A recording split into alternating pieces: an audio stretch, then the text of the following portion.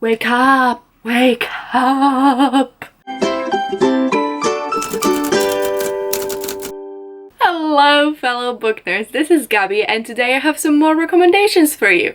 So I want to let you know about some books that you've been sleeping on. So most of these are new-ish releases, mostly within like a year or two, that I feel like don't get the clout that they deserve. They might be well known. Well, most of these I feel like aren't that well known, or if they are, they're not talked about as much. I feel like if you read it, you will fall in love with it, but I feel like not that many people have heard of it. Some of these, admittedly, people have heard of, and they do get some recognition, but still, I just wanted to do a fun video. I'm not like saying that no one but me has discovered these and I am the most amazing discoverer in the whole world of books. That's not what I'm saying. This is just recent faves that I feel like you should know about and you should check out because they're really good. If you have read them, let me know in the comments and we can discuss our shared love for them. I feel like the first book is already a little bit of a cheating because it has been getting more recognition, mostly because bigger booktubers have mentioned them, so I feel like maybe for that reason more people have been reading this book. But at the same time, I don't feel like it's that big even though big booktubers mentioned it,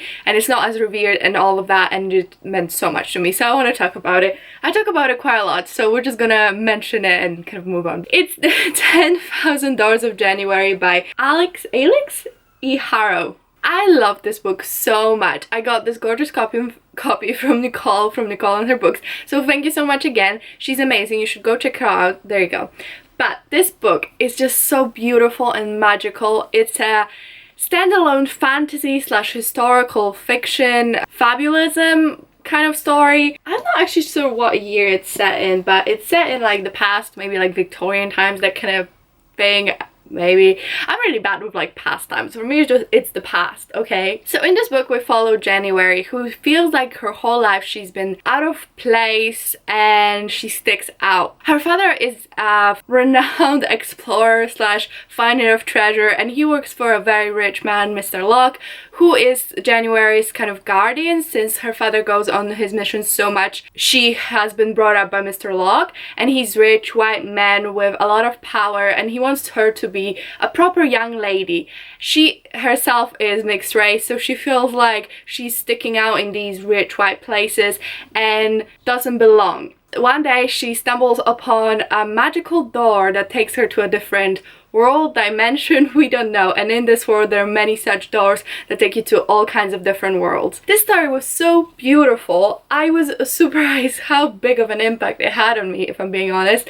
I just think it's so wonderful and magical, and the writing is beautiful, flowery, purple writing that I normally don't love, but in this book it really resonated with me. I cannot wait to read it. Next up is a book that I have been seeing loads before it came out, and then once it came out I haven't heard really that much about it at all, and I just read it for a video where I was reading POC authors books and I just fell in love, and this is Daughters of Enri by Rennie K. Amayo. This is a wonderful book that I really loved. It wasn't perfect by any means, but nevertheless I just loved a lot of things about it. Cannot wait for the second book. I don't even know if it's coming out because it has no name. It's just a fact that it's coming out. I just cannot wait. So I need more people to read it, create a lot of hype for this, so it's for sure comes out, okay? So Daughters of Enri follows our two main characters who are twins, but they were separated at birth because in this world there's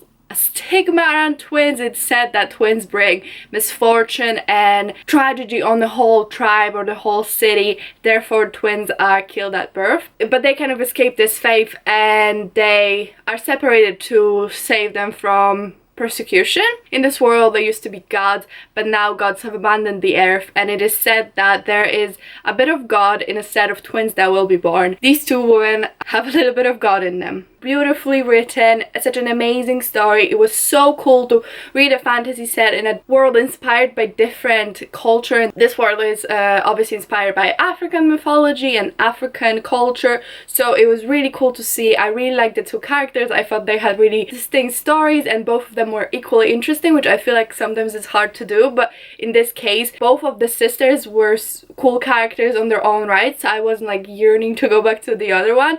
The only drawback was the ending being really mediocre, but the whole book otherwise was amazing. So I'm hoping that in the next book it will be even more wonderful, and I really think more people should read it because look at this gorgeous cover. You need this on your shelves. I knew I needed it and I have no regrets. Next up we have a change of genre, and this is The Best Lies. This is a thriller novel following Remy, our main character, whose life gets turned upside down when her boyfriend gets shot by her best friend, and we kind of find out what happened, what led to this. There's a lot of going back and forth between present and the past, and I just thought it was done so masterfully. I've learned about this from Bailey, whose channel you should check out, but I have not heard anyone else talk about this book, and I think it was such a good thriller. It kept me on the edge of my seat. I couldn't put it down.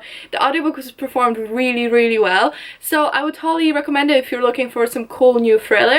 I feel like I've been a bit tired of the genre. When I pick up like domestic thrillers, it's really not for me, but this was a breath of fresh air. It was a really cool YA thriller as well, so I would highly recommend it. More people need to talk about it. Next up we have a book that I read for the same video that I read Daughters of Henry for, which is Patron Saints of Nothing by Randy Rebai. I just love this so much. This is a contemporary novel following a Filipino-American teen who finds out one day that his cousin back in Philippines that he used to be really close to when he was a kid got killed, and in circumstances that his family is very reluctant to talk about. So he decides to go to Philippines to find out what happened to his cousins. Such a powerful story about Philippines, about family, about fitting in, growing up, and I just thought it was amazing. I need more hype for this because it's truly amazing story. You will learn so much about Philippines and the situation there right now, and I was really blown away. I think the writing was quite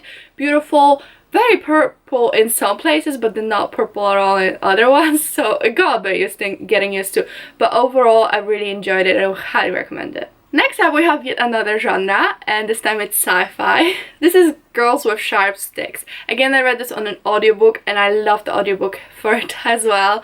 This story was just so powerful. It's kind of a futuristic Earth slash dystopian slash sci-fi, and we follow a school for girls where the girls are groomed and taught how to be perfect women, how to be the most desirable young woman possible. It talks about autonomy, the right to have ownership of your own body, and it's really, I guess, feminist in its messaging, and I just absolutely enjoyed this book so much. I think it had a lot of powerful female friendship, although the friends weren't so distinguishable from one another, but it was a big group of girls because obviously they're at a girls' school, and I just felt seeing that love between women was just so powerful, and this whole book was just really well written. There's a sequel coming out this year and I cannot wait to read it, and I'm so surprised I haven't heard more people talk about it because I feel like it's really just such an accessible sci-fi but saying some really important things. I immensely enjoyed it. I will highly recommend it.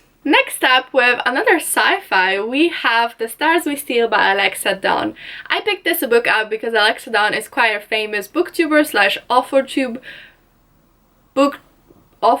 creator. I really enjoy her videos and I've watched her for maybe a year or two. She talks a lot about craft of writing and I really enjoyed her videos, so I decided to pick up her book, which is her newest release. It came out this year, I believe. I didn't know what to expect because this is a retelling of Persuasion but set in space. If you don't know, Persuasion is Jane Austen's novel, one of her later ones, and it kind of follows a story of a woman who's kind of considered to be an old spinster at 27, and she was proposed to 7 years ago, but her family talked her out of it because the guy who proposed to her was poor and from a lower class, so she rejected him, and now she meets him again and kind of all the feelings resurface. And this is very similar. We have our main character who's 19, so she's not quite such a spinster, but a couple of years ago she had a boy that she really fell hard for but rejected him because his family had very little influence and very little money, and now there's a big event called Valg where all the royals and all the eligible bachelors and bachelorettes meet to make some advantageous marriages, and the boy that our main character fell for has come to this, and she has to kind of deal with the fact that she still has feelings for him. I was really skeptical because when I started reading it, I was like, oh, it's just like old times but in future, which is just depressing because we actually regressed as a society in this. I think there's so much power put to titles even though they're meaningless right now. But I gotta say, I had a really fun time reading it. I think it was written well. It was a really quick read. It made me crave Jane Austen so much. I've never read any of her books like from start to finish, so I bought some and I'm gonna be reading them as soon as possible. I think it's a fun read if you're not that much into hard sci-fi, but maybe you want to get into very light sci-fi. This is it for you. If you love romantic stories, this is it. It had humor, it was light-hearted. I would highly recommend it. Not many people talk about it. Next up we have The Test, which is just such a good book. You need to read it, okay? You just need to read it. It's a short novel, very quick read, but it's kind of set in a dystopian / alternative Earth, and it follows a man who is taking part in the British citizenship test, and then the test takes quite an unexpected turn, and it really talks about what we're willing to put people through. It's very poignant, I think, to what's happening right now with immigration and hostility and that kind of thing. I don't want to say too much about the book. I feel like if you go into it blind, it will be better for you because it's a very short book. But I would 100% recommend it. I think the audiobook was just such a powerful performance that really enhanced my experience, and it made me uncomfortable and it made me think, and I really would recommend it if you're interested in kind of problem of immigrants and what's happening right now, and well, if you're interested in perception of immigrants and what's happening right now, and you maybe were curious to see something really powerful and poignant, I would highly recommend this book. Again, I haven't heard that many people talk about it, but it's an amazing read. Next up we have a non-fiction graphic novel, which is something I've recently discovered, and it's called The Best We Could Do. This is based on a true story. This is a non-fiction memoir talking about the experience of the author's family emigrating from Vietnam. It was such a powerful book, and especially with the illustrations and the art being so beautiful. I just loved it so much, and I feel like I learned quite a lot about the experience of Vietnamese immigrants, and it's really easy to consume because it's a graphic novel, but the story is so important. So if you're looking for graphic novels to read, I would highly recommend this one. Really an amazing, powerful read. Next up we have a book that I've seen around a little bit, but it's not enough. And it's The Ace of Shades by Amanda Foody. I've read this quite a while ago, but I remember loving it so much. It came out 2018, so it's not a super old book, but there's a sequel out, and then there's a third book coming this year. But in this we follow Anne, who was raised to be a proper young lady. One day she has to venture into the City of Sins because her mother has disappeared and she needs to find her, and to do that she has to join forces with a cheat and a scoundrel and just a bad boy. It's a fantasy, there's a really cool magic system in this, and there's a lot of diversity, there's a non-binary character, and I just love this book so much. I really need to read the sequel. I'm going to be doing a reread of this with my friends April and Kira. I feel like it didn't get enough hype. I know Emma from Emma's Books was talking about it, and that's how I found out about it, but honestly it's just such a good story and such an underrated fantasy. Everyone should be reading it, and like I said, the third book's coming out soon, so it's now or never. I mean, you can do it later totally, but like now is the perfect time. The last one, bit of a cheat again. This book hasn't come out yet, but it's coming out in June, so you totally can read it very soon, and I want to hype it up because I haven't heard anyone talk about this release. I think it's an independently published book, but nevertheless I read it very recently in hardcover and I really enjoyed it. It's called This Eternity of Masks and Shadows. This is a really cool book. It's kind of a superhero / crime show / fantasy / mythology retelling book. It's a whole genre bending mess, but a wonderful mess. I really enjoyed my time reading it. It's set in a world where all the mythological gods are true, so all the pantheons you can think of, they exist and they walk on Earth. They're reborn every 100 years, and they reborn without their memories, but they have their powers, and they usually figure out who they are, and they can either tell the world who they are, or they can say secret. Our main character is the daughter of an Inuit goddess, Sedna, and one day something happens to her mother and she has to figure out what happened. This book is a female-female romance. It has an amazing diversity.